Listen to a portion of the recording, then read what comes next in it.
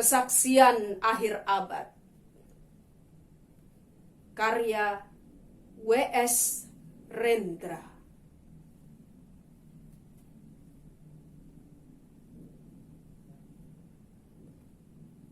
Ratap tangis menerpa pintu kalbuku. Bau anyir darah mengganggu tidur malamku. Oh, tikar tafakur. Oh, bau sungai Tohor yang kotor. Bagaimana aku akan bisa membaca keadaan ini?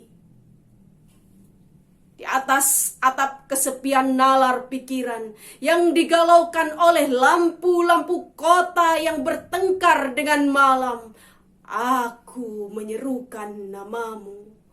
Wahai para leluhur Nusantara.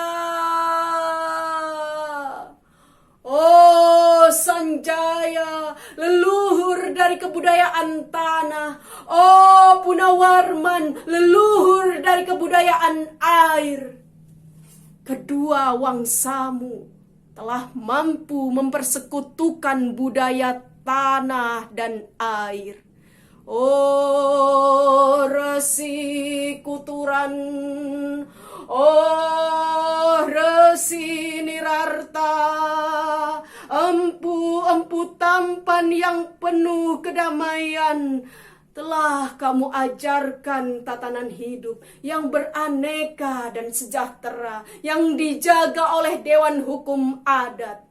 Oh, bagaimana aku bisa mengerti bahasa bising dari bangsaku kini? Oh, Kajau Lalido, bintang cemerlang tanah Ugi, negarawan yang pintar dan bijaksana. Telah kamu ajarkan aturan permainan di dalam benturan-benturan keinginan yang berbagai ragam di dalam kehidupan. Ade, bicara, rapang, dan wari. Oh,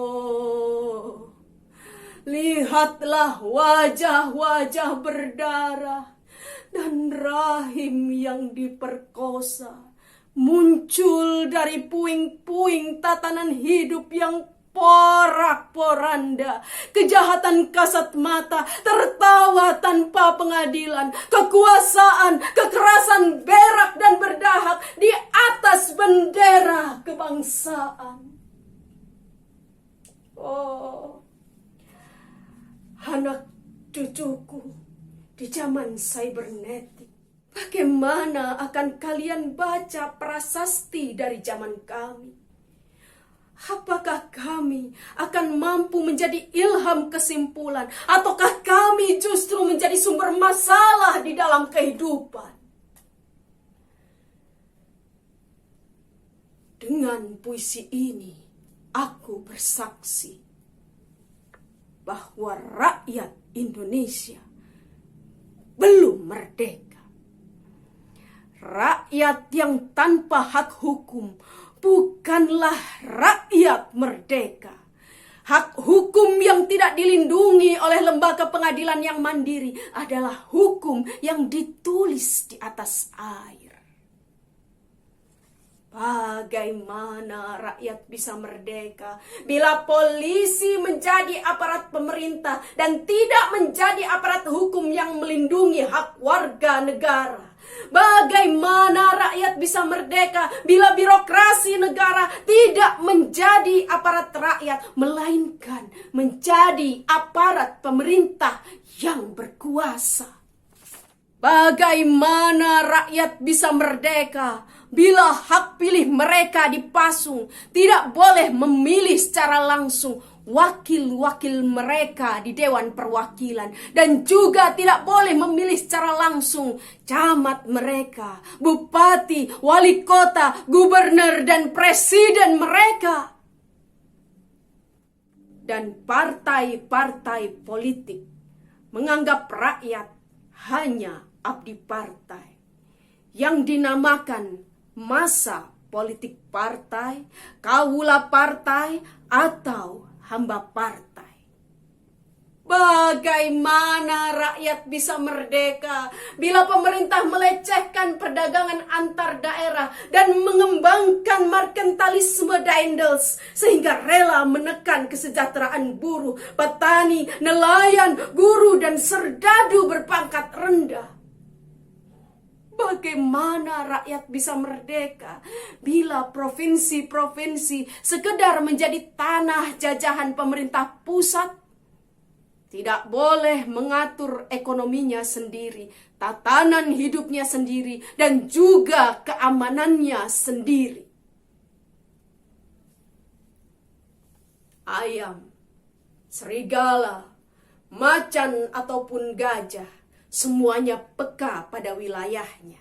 Setiap orang juga ingin berdaulat di dalam rumah tangganya. Setiap penduduk ingin berdaulat di dalam kampungnya.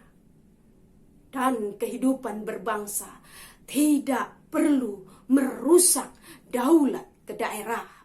Hasrat berbangsa adalah naluri rakyat untuk menjalin ikatan daya cipta antar suku yang penuh keanekaan kehidupan dan memaklumkan wilayah pergaulan yang lebih luas untuk merdeka bersama.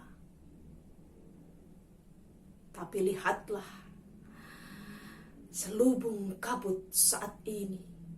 Penjajahan tatanan uang, penjajahan modal, penjajahan kekerasan senjata, dan penjajahan oleh partai-partai politik masih merajalela di dalam negara. Dengan puisi ini aku bersaksi bahwa sampai saat puisi ini aku tanda tangani, para elit politik yang berkedudukan ataupun yang masih di jalan tidak pernah memperjuangkan sarana-sarana kemerdekaan rakyat.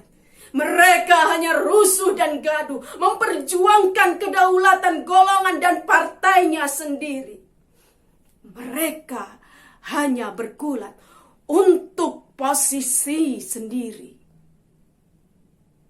Mereka tidak peduli kepada posisi rakyat, tidak peduli pada posisi hukum, posisi polisi, ataupun posisi birokrasi. Dengan picik mereka akan mendaur ulang malapetaka bangsa dan negara yang telah terjadi. Oh, Indonesia.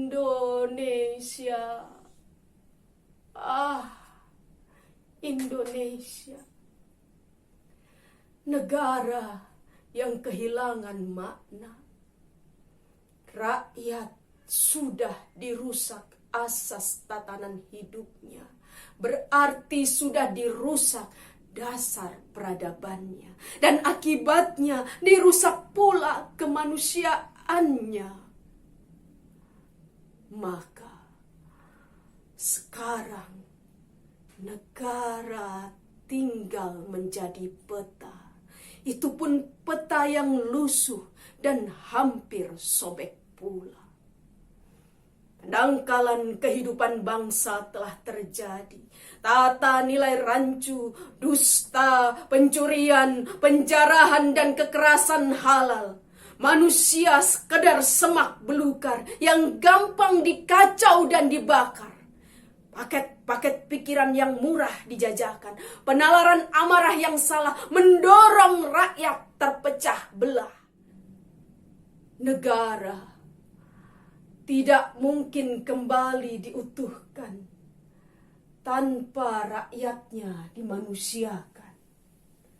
Dan manusia tidak mungkin menjadi manusia tanpa dihidupkan nuraninya. Hati nurani adalah hakim adil untuk diri kita sendiri. Hati nurani adalah sendi dari kesadaran akan kemerdekaan pribadi. Dengan puisi ini, aku bersaksi bahwa hati nurani itu meski dibakar tidak bisa menjadi abu. Hati nurani senantiasa bisa bersemi meski sudah ditebang putus di batang. Begitulah fitrah manusia, ciptaan Tuhan yang Maha Esa.